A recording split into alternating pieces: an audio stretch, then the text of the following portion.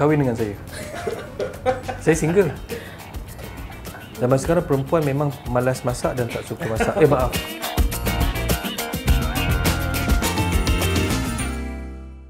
Okay, Assalamualaikum warahmatullahi wabarakatuh. Okay, bersama saya dengan hari ini Jimmy dan juga rakan partner saya. Partner Alia, hai. Okey, untuk penonton Kuali, saya nak memperkenalkan ini adalah podcast Kenalian Kuali yang diberi nama Campak Jadi. Tetamu podcast yang akan kita bawakan hari ini bukan calang-calang, maksudnya tukang masak ataupun celebrity chef, penyanyi, apa-apa yang berkaitan dengan masakan. Apa yang mereka campak confirm akan jadi. Kita perkenalkan chef selebriti popular Datuk Fazli Yaakob. Terima kasih. Jumpa Datuk. Assalamualaikum. Sihat Sihat Okey, nampak bergaya hari ni. Alhamdulillah. Nampak terang saya kat sini. Okeylah, kita dah jemput Datuk ke dapur kita hari ini kan.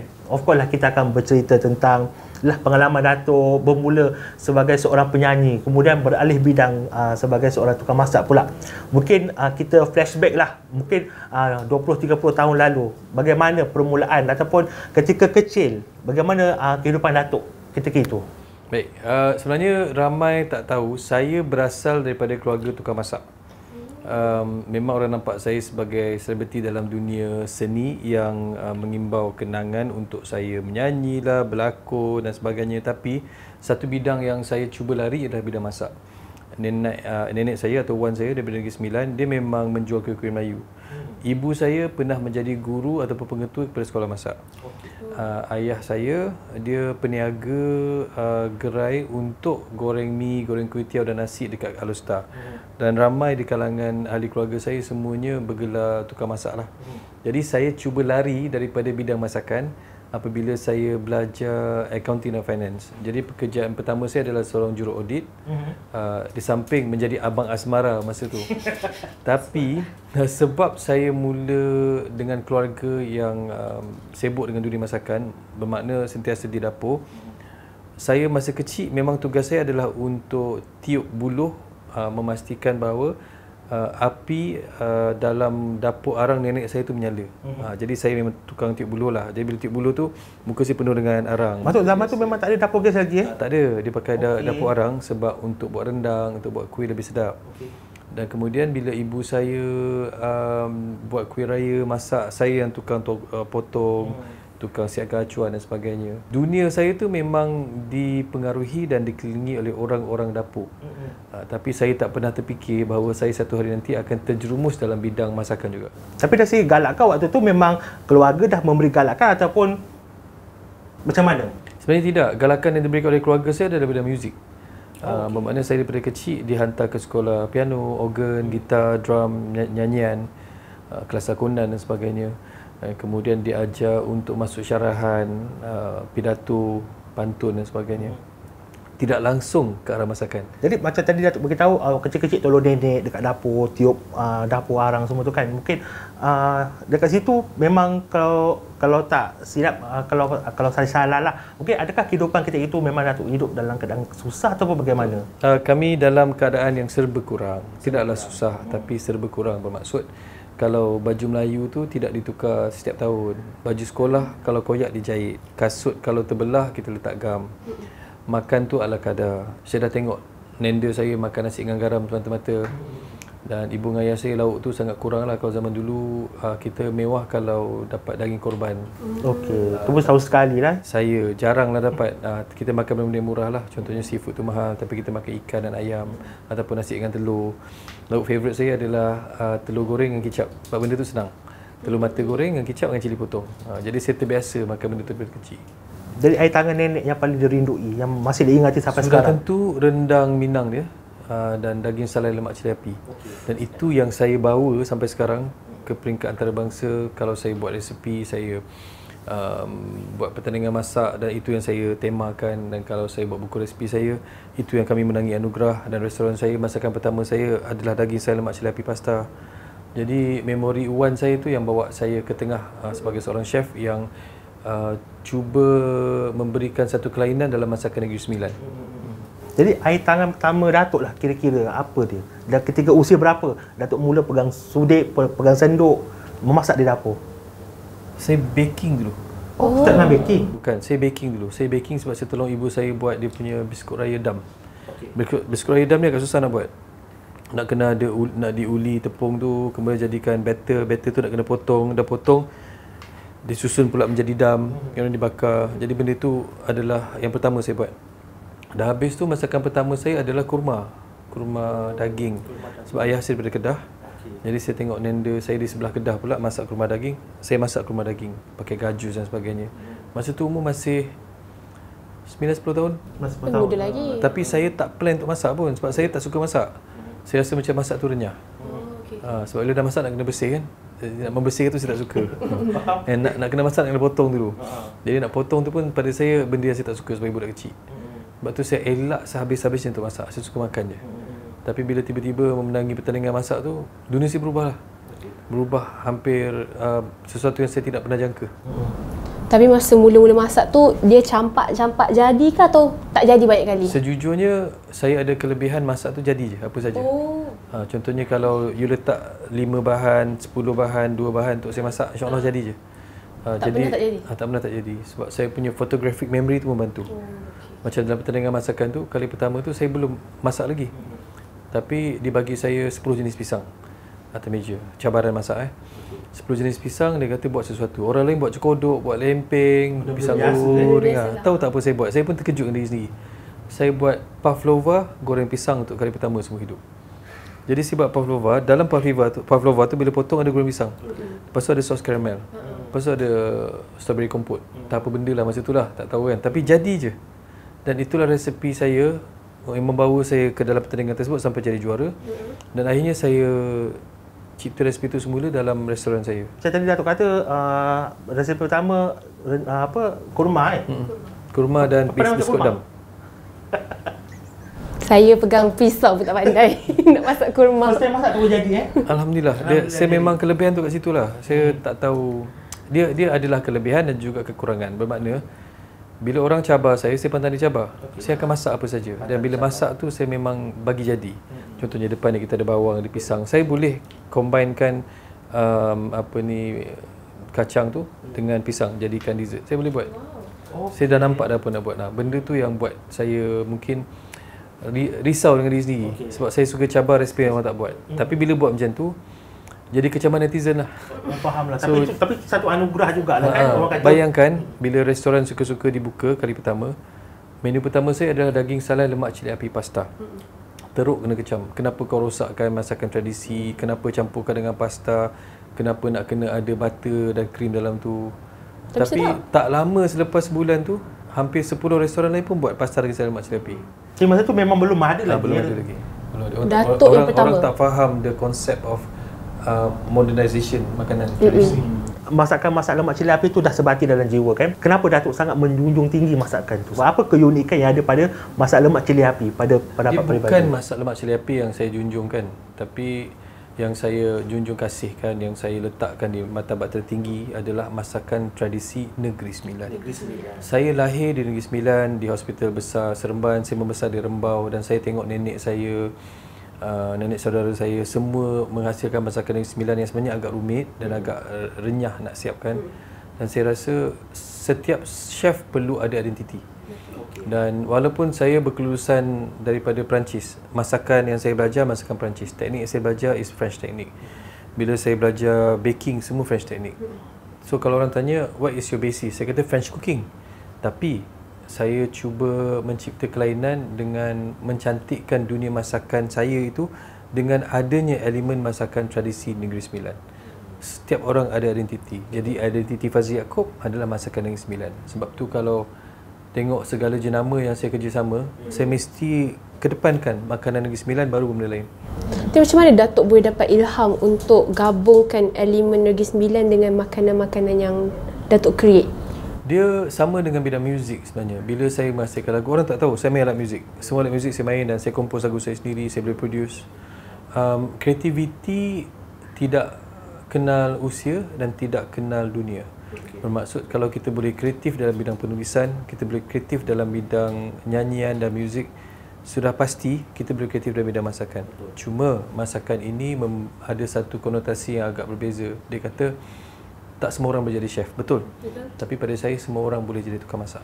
Sebab tu saya gelarkan diri saya bukan chef, saya tukang masak. Oh, berbeza Dia berbeza. Chef itu adalah orang yang ada jawatan dalam dunia hotel mungkin. Executive chef, sous chef dan sebagainya, demi chef dan sebagainya. Tapi bila kita masuk dalam dunia culinary, kita diajar bahawa setiap jawatan chef itu ada tanggungjawab berbeza. Pastry chef, chocolate chef dan sebagainya.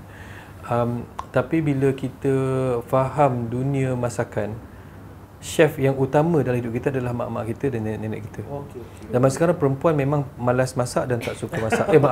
Maaf, sorry. Sebab saya lelaki. Tetapi tak menjadi kesalahan. The best 10 chef in the world semua lelaki. Mana pergi perempuan? Tapi kalau diletakkan chef-chef ni lawan dengan mak-mak kita tetap kata mak-mak kita punya masakan paling sedap. Sebab tu kuali yang mak kita pakai itu adalah secret. Sebab mak kita dah masak macam-macam benda dalam kuali tersebut. Tapi kalau kita tanya chef-chef pakai pan dan sebagainya. Saya pun sebagai chef, saya guna semua benda ni. Tapi mak saya masak kat kuali tu segala benda jadi. Buat kek dalam tu jadi, roti jadi, nak goreng jadi, nak buat mi mamak jadi, nak buat nasi kunyit jadi. Walaupun dah hitam bentukan Betul, tu. lagi hitam lagi sedap. Jadi hilangnya dunia wanita memasak di dapur sejak Covid. Sebab selepas era Covid saya perasan kebanyakan wanita, perempuan, mereka lebih suka pakai jari untuk masak. Tekan-tekan je masak lah. Benda tu sampai dah. Bukan bermakna mereka pemalas, tidak. Tetapi Kita nak senang. untuk memudahkan, kita kejar masa.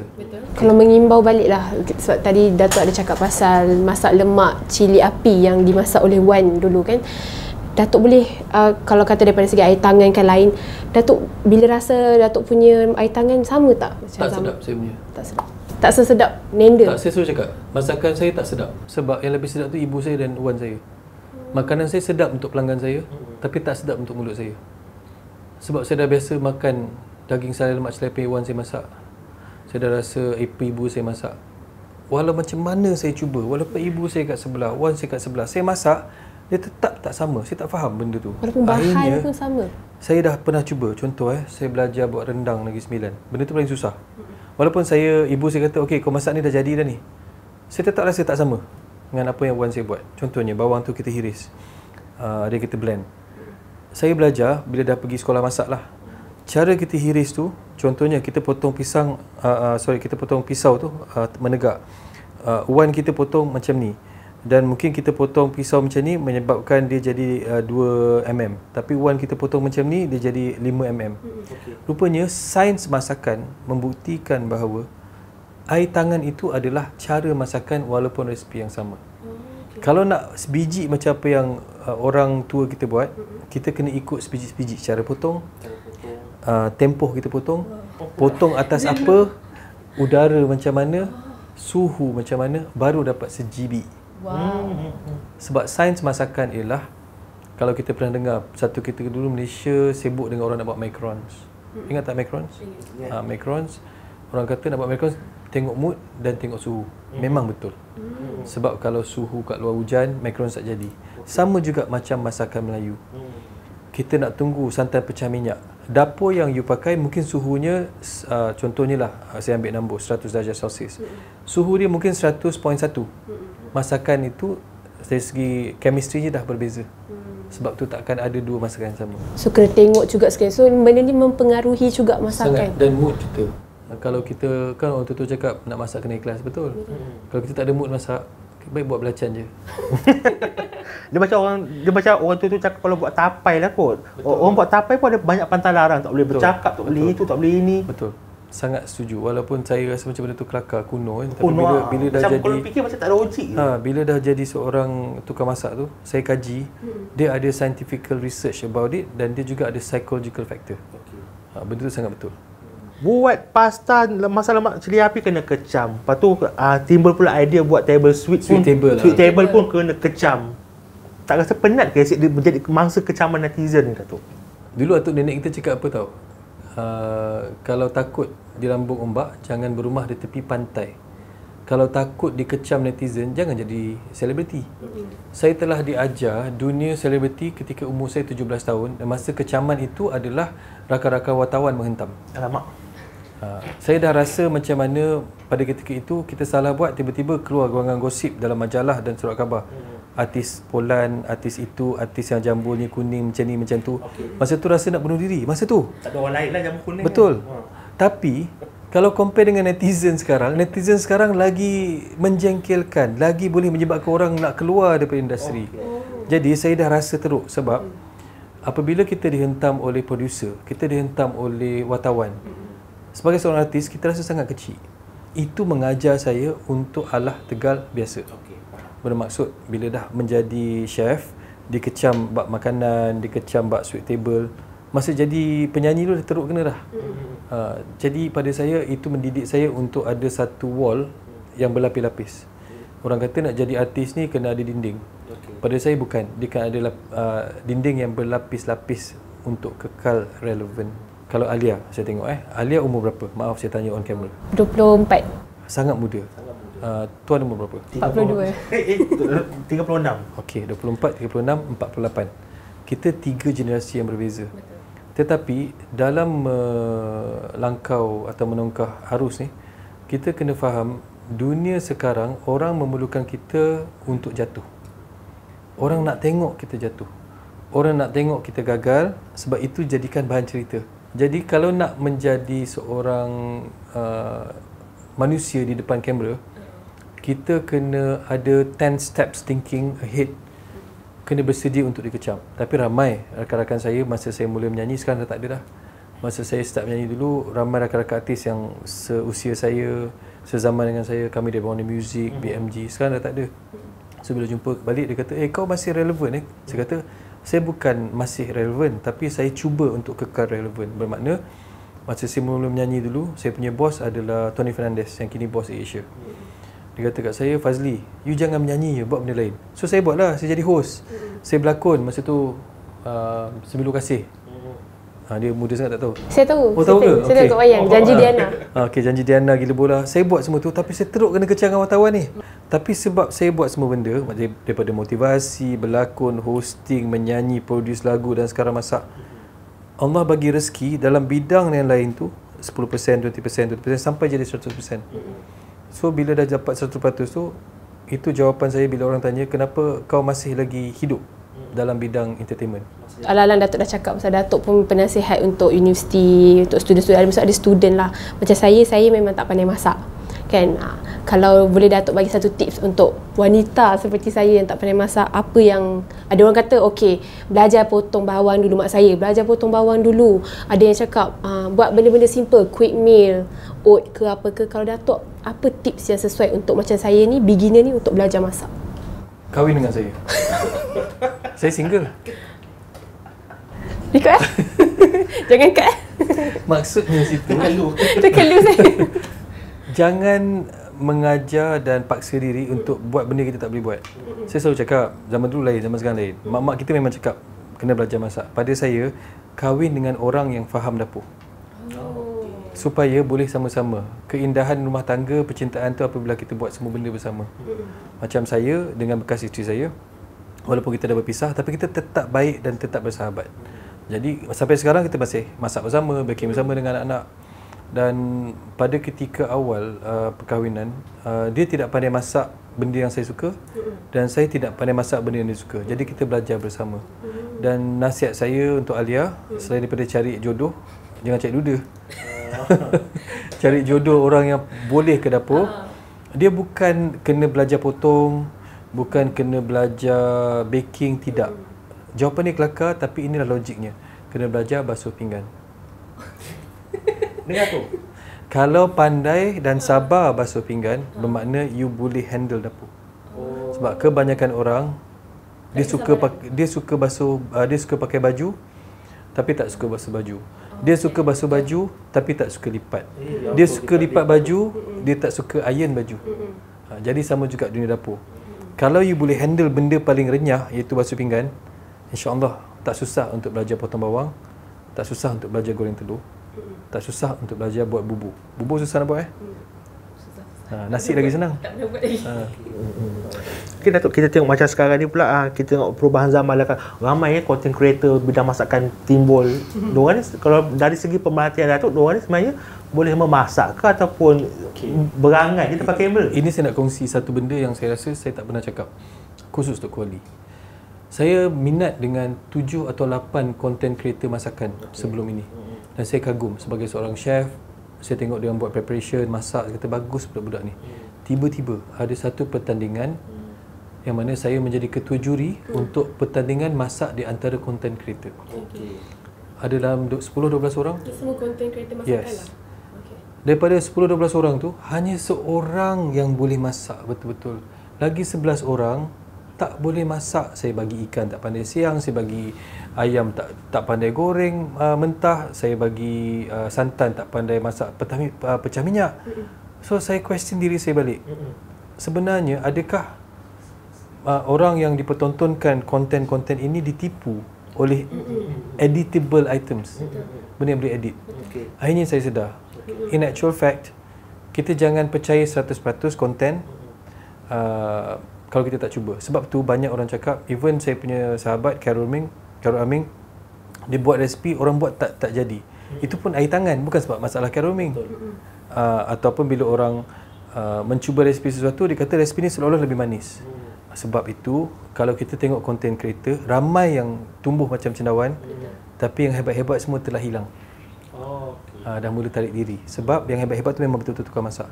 Dia kalah dengan teknologi, kalah dengan lampu yang anak-anak muda ni buat, kalah dengan editing skill. Jadi saya selalu cakap dengan anak-anak, kalau nak belajar masak, saya kata jangan tengok YouTube semata-mata. Jangan tengok social media semata-mata. You have to. Macam saya memang kena letak phone baru saya boleh buat satu-satu. Tiru satu-satu boleh jadi. Itu betul Nak potong bawang pun saya kena tengok video. Memang itu caranya sekarang. Tapi dia tidak mendidik kita untuk bijak, tapi dia mengajar kita untuk boleh masak. Yang kita cari bijak memasak. Mungkin soalan terakhir lah, mungkin jangkaan ataupun macam tadi Datuk kata tak ada titik noktah dalam bidang masakan ni kan, tapi sejauh mana ataupun selama mana mungkin Datuk akan berada dalam industri ini sebenarnya? Dia kalau tengok budaya chef-chef di luar negara, terutamanya di Paris, di France, di Perancis, chef-chef yang hidup dan berjaya serta glamour sampai umur 80-90 tahun. Dan kalau kita tengok back to kampung-kampung kita, ada ke nenek-nenek yang tiba-tiba dia retire masak? Aku pencen masak? Tak. Nenek-nenek nak dekat 100 tahun ni, dia boleh bangun gigil-gigil masak untuk cucu dia. Jadi dunia masakan adalah, saya rasa ini pendapat saya, satu-satunya bidang yang tidak ada nilai untuk kita tetapkan had memasak, had umur ataupun tahap kepencenan. Kalau penyanyi boleh hilang suara, penyanyi boleh hilang rupa, pelakon boleh gemuk kurus, tapi tukang masak selagi dia mampu berdiri, dia masih kekal relevan sebagai tukang masak. Itulah. Tapi ada video saya tengok ada orang tu dah sampai dah terbaring pun dia boleh masak lagi, Datuk. Itu terbaring. Bagaimana pula yang tidak cukup anggota? Saya dah tengok video, dia masak pakai mulut je. Dia tak ada limbs. Dia tak ada tangan, tak ada kaki. Dia masak pakai mulut, dia potong pakai mulut, dia goreng pakai mulut sahaja. Malunya saya. Memang hint untuk Alia ni. Saya dari tadi kena hencap je. Apa kata berjanji dengan viewers yang Alia akan masakkan untuk saya nasi ayam sebulan dari sekarang. Kita cabar yuk. Saya sokong. Saya nak nasi ayam roasted sebulan dari sekarang. Saya tak naklah janji benda yang Tak, dia tak sedap tak apa. Tak sedap tak apa. Saya nak tengok. Janji? Janji. Setuju? Setuju, saya setuju. Saya tak setuju dalam tak boleh. agreement. Kita berdua ni bersetuju. Betul. Saya cabar Alia, Saya dalam podcast ni hari ni, mungkin podcast yang keberapa kita discuss dengan producer, saya datang balik nak tengok nasi ayam. Maksudnya saya kena masak daripada Datuk? Tak semestinya. Tapi kena masak lah. Okey, boleh? Sebab saya penggemar nasi ayam.